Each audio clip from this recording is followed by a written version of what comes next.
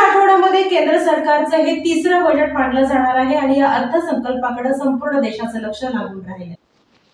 भाजप प्रणित NDA सरकारच्या तिसऱ्या कार्यकाळातील पहिला पूर्ण अर्थसंकल्प केंद्रीय मंत्री निर्मला सीतारामन पुढील आठवड्यात सादर करणार आहेत. देशातील विविध क्षेत्रांचं या अर्थसंकल्पाकडे लक्ष लागलंय.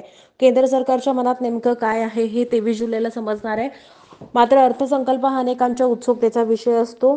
तो अभ्यासकांसाठी जितका महत्त्वाचा तितकाच सर्वसामान्यांसाठी सुद्धा महत्त्वाचा असतो. या सगळ्या पार्श्वभूमीवर केंद्रीय अर्थसंकल्पाविषयी काही गोष्टी जाणून घेणं सर्वांसाठी महत्त्वाचं आहे. कोणत्या आहेत या गोष्टी पाहूयात. भारताचा पहिला अर्थसंकल्प.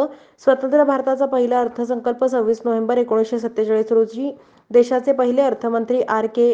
षण्मुखम शेट्टी यांनी सादर केला. सर्वात मोठं अर्थसंकल्पीय भाषण विद्यमान अर्थमंत्री निर्मला सीतारामन यांच्या नावे आहे. त्यांनी 1 फेब्रुवारी 2020 रोजी तब्बल 2 तास 40 मिनिटं अर्थसंकल्पीय भाषण केलं.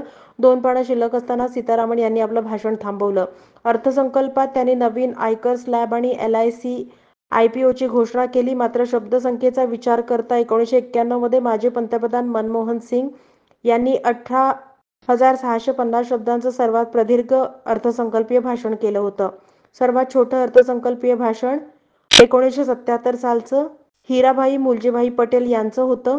ते फक्त 800 शब्दांचं होतं. सर्वाधिक अर्थसंकल्प मांडण्याचा विक्रम माजी पंतप्रधान मोरारजी देसाई यांच्या नावे आहे. अर्थसंकल्पातले मोठे बदल.